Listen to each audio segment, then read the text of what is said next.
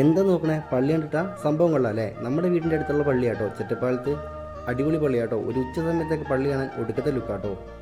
രാവിലെ തന്നെ പ്രണവ് വന്നിട്ടുണ്ടായിരുന്നേ, അതുകൊണ്ട് തന്നെ പുൽപ്പള്ളിക്ക് പോകാട്ടോ. എന്താണെന്ന് വെച്ച് കഴിഞ്ഞാൽ കുറേ ദിവസമായിട്ട് വർക്കിൻ്റെ സ്ട്രെസ്സാട്ടോ. അതുകൊണ്ട് തന്നെ രണ്ടെണ്ണം വീശാന്ന് വിചാരിച്ചിട്ട് ഒരു ബെക്കാടി മേടിക്കാൻ പോകുന്ന പോക്കാം. ഞാനും പ്രണവും കൂടി നേരെ പോയിട്ടൊരു ബെക്കാടി മേടിച്ച് കുറച്ച് ഫ്രൂട്ട്സ് മേടിക്കാമെന്ന് വിചാരിച്ച് ഫ്രൂട്ട്സ് കടയിൽ കയറി. അവിടുന്ന് കുറച്ച് ഫ്രൂട്ട്സ് മേടിച്ചിട്ട് ഞങ്ങൾ നേരെ വീട്ടിലേക്ക് പോയിട്ടോ. വീട്ടിലേക്ക് പോയപ്പോൾ അവിടെ ഒരു ട്വിസ്റ്റ്. സംഭവം എന്ന് വെച്ച് കഴിഞ്ഞാൽ ഇന്ന് നമ്മുടെ ഒരു കൂട്ടുകാരൻ കേട്ടോ, അബി, അവൻ്റെ ചേച്ചീൻ്റെ എൻഗേജ്മെൻ്റ് ആട്ടോ. ഒരു ഫംഗ്ഷന് പോകുമ്പോൾ മദ്യം കഴിച്ചിട്ട് പോകണ്ടല്ലോ എന്ന് വിചാരിച്ചിട്ട് മദ്യം കഴിച്ചില്ല കേട്ടോ. പിന്നെ ഞങ്ങളെല്ലാവരും കൂടി അബീൻ്റെ വീട്ടിലേക്ക് പോയേ. ഞാൻ, മനു, മനോജ്, പുളിസപ്പൻ, പാണ്ടി, റോജിന് എല്ലാവരും ഉണ്ടായിരുന്നു കേട്ടോ. വിഷ്ണു ഒക്കെ ഉണ്ടായിരുന്നേ. എല്ലാവരും കൂടി ചേർന്ന് അവൻ്റെ വീട്ടിലേക്ക് കേട്ടോ നേരെ പോയത്.